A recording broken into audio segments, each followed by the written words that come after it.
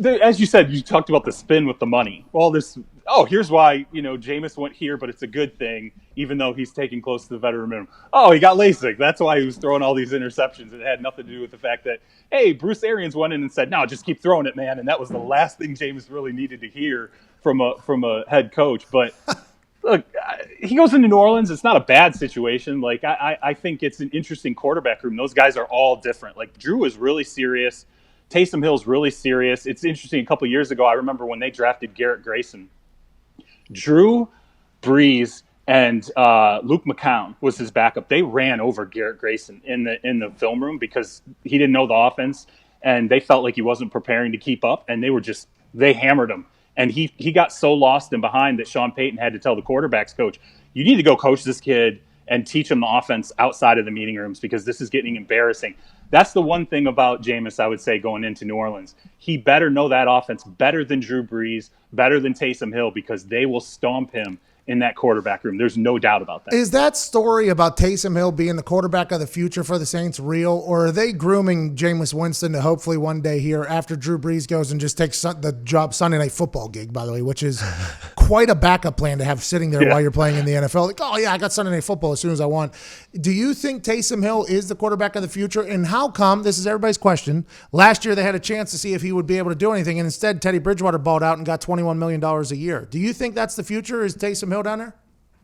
I mean, they do. They committed the money to him. They signed him. They gave him the $21 million deal, $16 million guaranteed. But I think part of that was because, first off, they knew they had to commit money to him. Secondly, they know this is Drew's last year. I mean, Sean Payton came out and said it and then backed out of it. Everybody around Drew expects this to be his last year. Hey, couldn't we all have our next lucrative job lined up before we leave our current lucrative Has job? that been widely reported that this is Drew Brees' last year?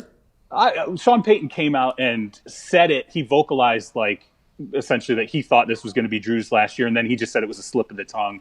He didn't believe that. But I'm just telling you, people close to Drew, when he announced he was coming back, I had a chance to talk to somebody who's known Drew for a long time, and he's like, this is it, man. This has got to be it. And everybody believes that.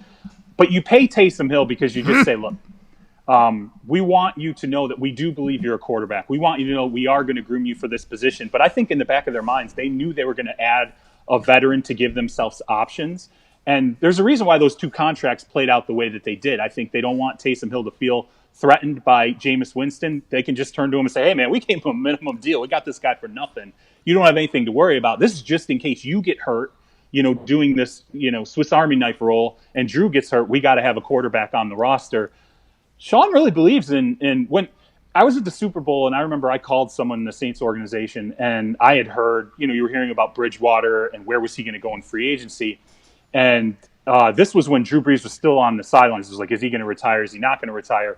And this guy in the Saints organization told me, it doesn't matter. We don't care about, we want Taysom. Like, Taysom is the guy that Sean wants to groom for this. And even if Drew retires right now, it's going to put us in a tough spot with Teddy because I don't know how much of a long-term deal we want to give him because we're trying to shift this toward Taysom. Well, the Taysom deal is a one-year deal too. It's $16.4 million guaranteed this year, and then they could renegotiate that next year if he's a quarterback. And Jameis is a one-year deal. So they are all setting up as if this is Drew Brees' last year. Thanks for breaking that news on our show. Thanks, what you got? But ultimately, he ends up in the right spot. So, I mean, him at the New Orleans Saints with Drew. Oh, yeah, Drew Brees is retiring after this year. That was more news that was broke this morning by Charles Robinson of y'all. This is his last year. The people around him are saying it. All the deals that are structured, Taysom Hill's deal is basically a one-year deal.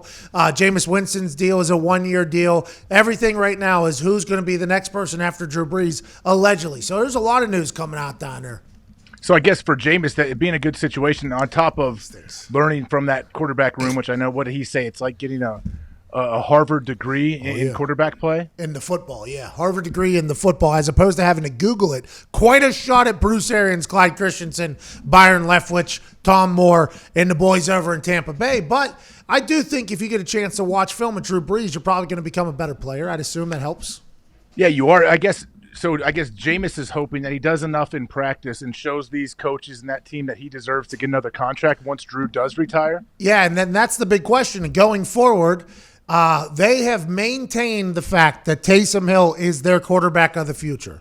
He's only thrown the ball 7 times to New Orleans Saints players. Jameis Winston already leads him. Jameis Winston has thrown the ball to New Orleans Saints players 10 times in his career. So he has more completions, not only for the Tampa Bay Buccaneers and in his NFL career, but he also has more completions to the team that he's joining than the other backup quarterback that's on the team. So I think this is hey, take $1.1 million here. If you can figure out this offense and fit in, you're probably going to have a good shot at being the starter. But everybody says that Sean Payton and the Saints are 100% sold on Taysom Hill. So I have no idea how it works out. From your position, though, outside of the Bayou, outside of the Crescent City, if you were looking at this, and Jameis Winston, who just got LASIK surgery and can finally see license plates so he can tell insurance companies for hit and runs down in Florida, he just got his eyes fixed. Would you rather have Jameis Winston going forward or Taysom Hill, a person that Sean Payton has described as their Steve Young?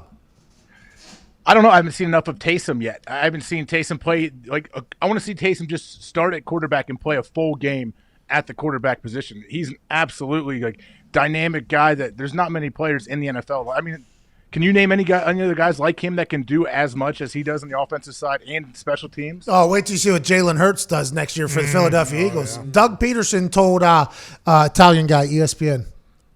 Sal Paolantonio in a text message.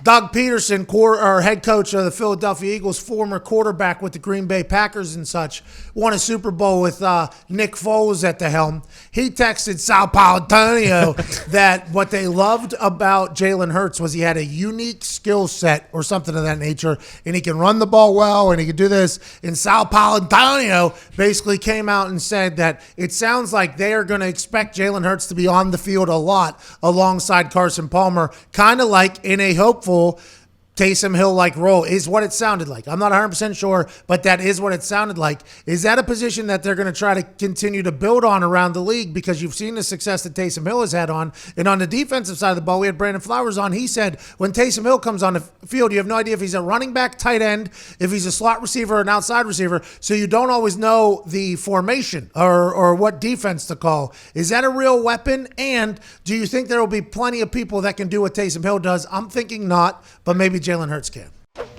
Look good, feel good, play good. Play good, pay good, live good, die good.